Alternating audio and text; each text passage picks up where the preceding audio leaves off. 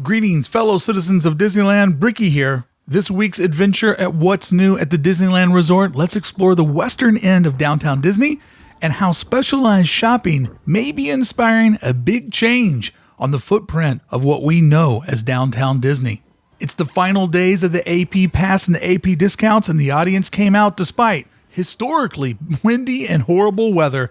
But the faithful came out, the hardcore, always supporting Disneyland, even when it's kind of turning its back on them for a moment. We find some new merch, we look at stores that have opened and closed, and capture Disney's California adventure in some different winter weather with no people in sight. And celebrate an historic day in America, Disneyland style. It all starts right now on This Week at Disneyland. Well, friends, it looks like it's time to revisit our old friend, Mr. Ticket Booth. With Disney annual passes announced that they are sunsetting as Disney tries to navigate around the two largest obstacles that the nearly 40-year program, the annual pass program, has ever had to face. I do believe this is a temporary pause. If you want to watch my video where I break down Ken Potrock, Disneyland president's statement, you can see there's a lot of hope and optimism once they get around these two major obstacles. But in the interim, they have announced that the old Rainforest Cafe, will be getting converted into a Star Wars retail location. And if you're one of the many haters of Star Wars that also somehow happen to still love Disneyland, let me tell you why this is good news. That means that the entire western end of downtown Disney is now in play. This area had seemed to be bookmarked. As we remember, they were going to put in a massive hotel in this district. But then after the hotel plans canceled, it just seems as if they had bookmarked this land for a different day for a different project. Well, I think maybe that time has possibly arrived.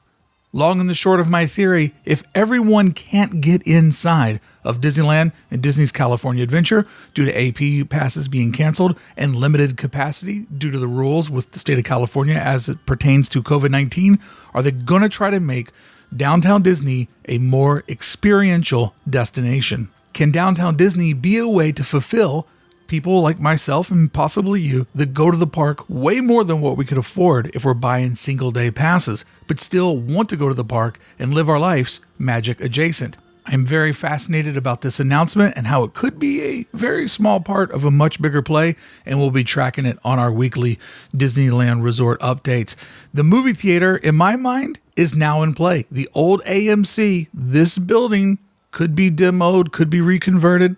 The movie industry has been hit just as hard as the theme park industry. Amazon and Netflix sometimes do limited screenings so that their original content can be submitted to film competitions. Could this be a limited screening for select Disney Plus projects? Or in the post-COVID era, do we no longer need a major movie Cineplex? With this parking lot behind it that doesn't occupy that many parking spaces, really starts to make you wonder, could downtown Disney become what I'm referring to as third gate light?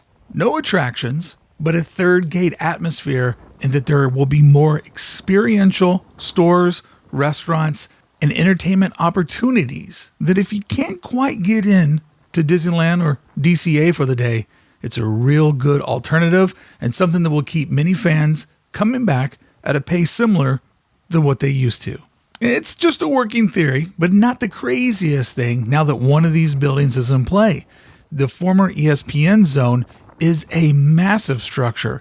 Very interesting to think what this could be converted into, or if you just look at the raw value of this land and how, once again, this is another structure parking lot adjacent. Let's just say in the foreseeable future, fire marshal and a public health ordinance says that Disneyland's capacity has to be 10, 15,000 people less, even when we're vaccinated.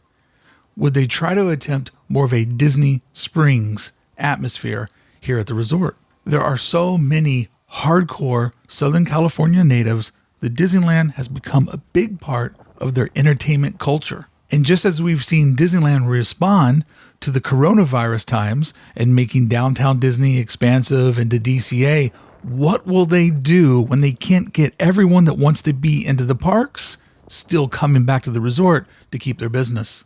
Out of all the things that could possibly go that are park adjacent, these parking lots, both on the other side of the Rainforest Cafe and the old AMC, these are not crucial plots of land for the way that they're being used now. but very crucial in maybe creating a village or large entertainment offerings at the western end of downtown Disney.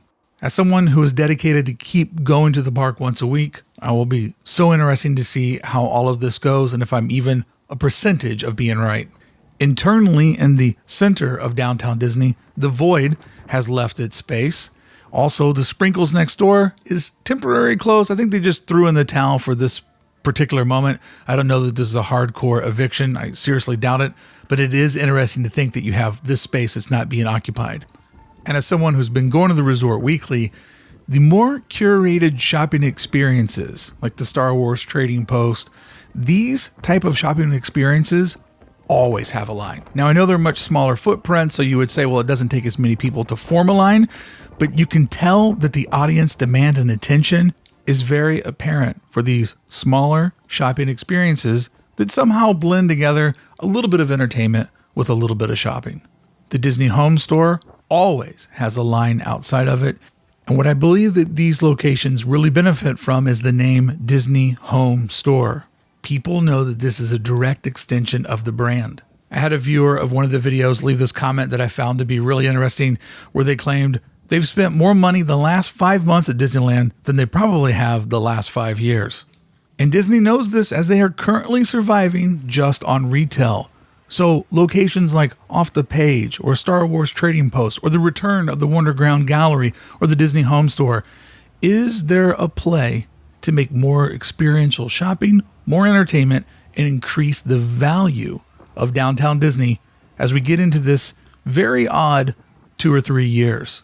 And speaking of dedicated retail, later on this week, I have a video that I shot just of the Lego store as I'm diving more into this theory of curated shopping experiences that exist at the crossroads of commerce and entertainment. Well, it is the last days of the annual pass and the last days of getting that AP discount, which has been jacked up to 30%.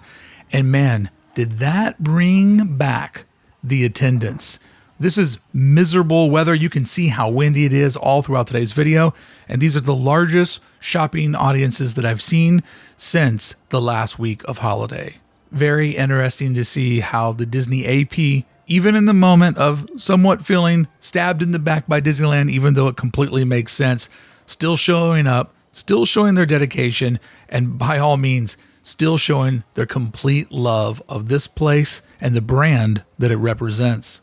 Due to high winds, some of the merchandise had to be slid around and put into different areas, so the front of the now abandoned Starbucks, RIP, is taking up the merchandise carts that have been living inside of this little sidewalk pop-up in front of the Carthay Circle information kiosk, which I was excited about because I haven't been able to get any clean shots of this building for my monthly perimeter series, where I study the entire perimeter of the park and what's available.